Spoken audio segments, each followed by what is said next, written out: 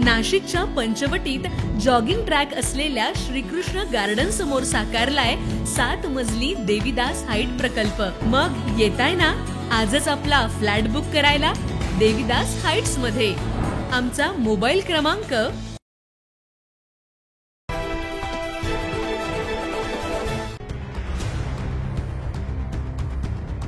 मुंबईत गेल्या काही दिवसांपासून कबूतर खाऊ खाल्ल्यावरून मोठा वाद पेटलाय।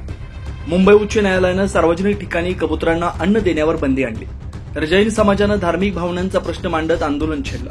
आता असाच एक प्राणीप्रेमाचा वाद नाशिकमध्ये मांजरावरून रंगतोय।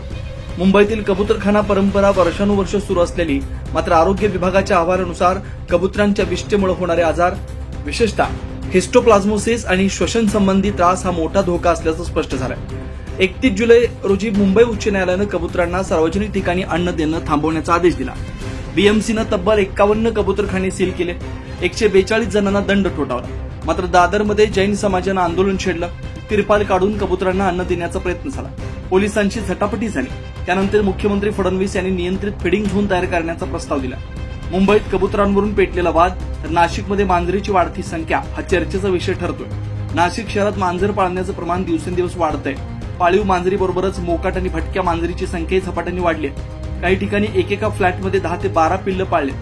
गंगापूर रोड, उपनगरासह अनेक भागांमध्ये नागरिकांनी महापालिकेकडे लेखी तक्रारी दाखल केल्या। मांजरीच्या वाढत्या संख्येमुळे उपद्रव होऊ नये, रेबीज सारख्या प्राणघातक आजारांचा धोका टाळावा आणि शहरात संतुलित संख्या राखावी यासाठी महापालिकेच्या पशुसंवर्धन विभागानं पुढाकार घेतलाय। या मोहिमेत मोकाट आणि भटक्या मांजरींना पकडून त्यांचं निर्विजीकरण शस्त्रक्रिया केली जाणार आहे। अँटी रेबीज लस दिली जाणार आहे। यासाठी अॅनिमल वेलफेअर बोर्ड ऑफ इंडियाकडे नोंदणीकृत आणि अनुभवी संस्था किंवा ठेकेदारांकडून ई-निविदा मागवण्यात आल्या। तज्ज्ञांच्या मते एकच मांजर आयुष्यात सरासरी 100 पिलांना जन्म देते। ही वाढती संख्या भविष्यात गंभीर समस्या निर्माण करू शकते। गेल्या 7 महिन्यात रेबीजमुळे 6 जणांचा मृत्यू झाला। नाशिक शहर रेबीज मुक्त व्हावं यासाठी भटक्या आणि पाळीव मांजरीचं निर्विजीकरण व लसीकरण होणार आहे। विभागनिहाय पिंजरे तयार ठेवले जातील। महापालिका पशुवैद्यकीय अधिकारी डॉक्टर प्रमोद सोनवणे यांनी मांजरीमुळे त्रास होत असल्यास महापालिकेच्या पशुवैद्यकीय विभागाशी संपर्क साधण्याचं आवाहन केलंय। मांजरीच्या संख्येवर नियंत्रण ठेवण्यासाठी 20 लाखांची तरतूद करण्यात आली।